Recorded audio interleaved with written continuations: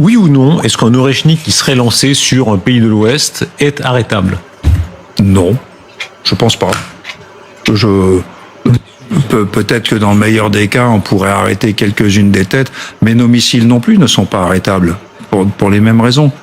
Une salve du sous-marin français, même si les Russes arrivent à en tirer, à flinguer quelques-unes des farces et attrapes, en gros, le gros leur tombera dessus. Donc la première frappe, dans tous les cas, n'est pas 100% arrêtable, c'est ça que vous dites? Elle est pas, en gros, il faut partir du principe qu'elle n'est pas arrêtable. La première frappe, en gros, elle passera. Quelle qu'elle soit. Quelle qu'elle soit, oui.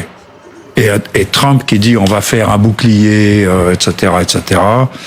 Bah, quand on voit les résultats du bouclier, le dôme de fer israélien, qui est un autre contexte,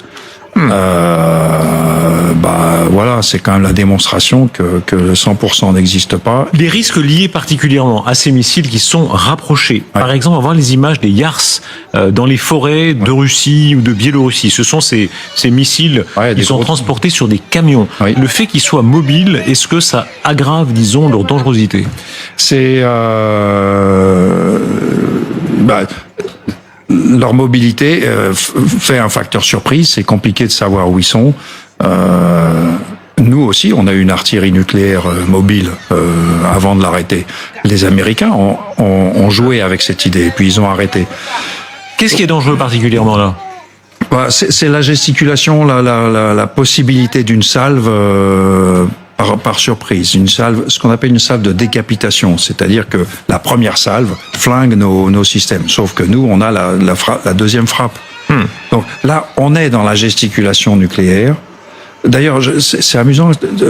Mais j'ai rien pardon, vous dites tout est gesticulation, d'accord. Mais alors, quand il y avait les crises des euromissiles, c'était aussi de la gesticulation. On amenait des Pershing d'un côté, des SS-20 de l'autre. C'était aussi tout est gesticulation. Oui, tout est gesticulation. Donc, c'est une forme de dialogue. On peut aller dormir tranquille et puis il n'y a pas de risque. C'est fondamentalement la dissuasion. Elle est faite pour que vous puissiez dormir tranquille. Simplement, il faut éviter qu'elle soit contournée.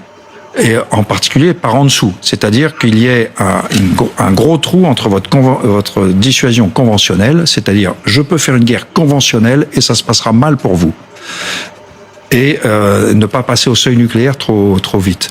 Mais là, les Russes, ils agitent ça.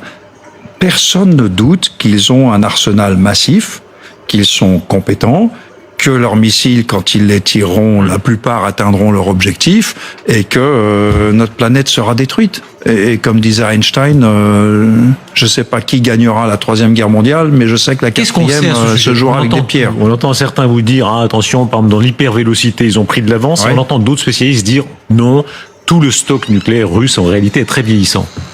Alors, leur stock est vieillissant. Sur les 6000 têtes et tout...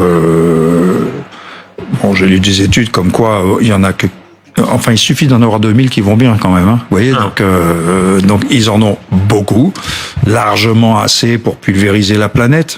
Et c'est pour ça que c'est une discussion qui devient vide de sens en fait. On est vraiment dans la tentative d'intimidation pour nous rappeler qu'il faut pas aller trop loin. Voilà.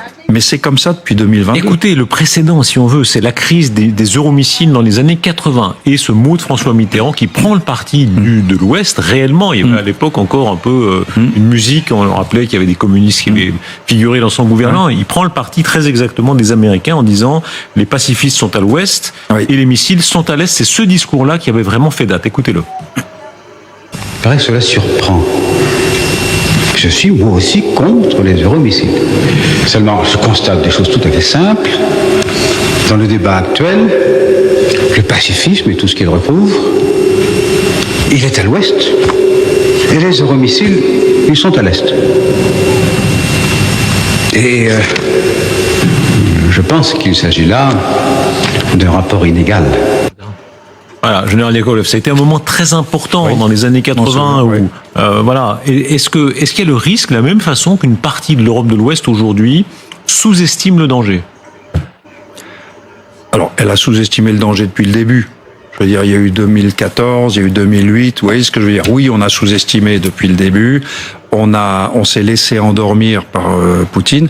Et ce que montre le discours du Bundestag, là, du président Mitterrand, c'est que pour les Russes, dans cette façon de faire la guerre, c'est un concept global de conflictualité. C'est pas seulement la menace nucléaire, c'est le discours qui va avec, c'est l'encouragement du pacifisme, c'est la déstabilisation de nos institutions, de nos démocraties, c'est le doute généralisé de quoi sera fait la prochaine élection. Donc c'est un coup complet. Et que maîtrisent très bien les Russes. Donc là, il fait du nucléaire et il faut pas oublier toute la propagande qu'il fait à côté. Et c'est pour ça que je prends cette attitude un peu faussement décontractée vis-à-vis des trucs. Parce que la vérité, c'est déjà de dire, face à cette gesticulation nucléaire, il faut répondre « cause toujours, tu m'intéresses ». Voilà, moi aussi j'en ai. Voilà.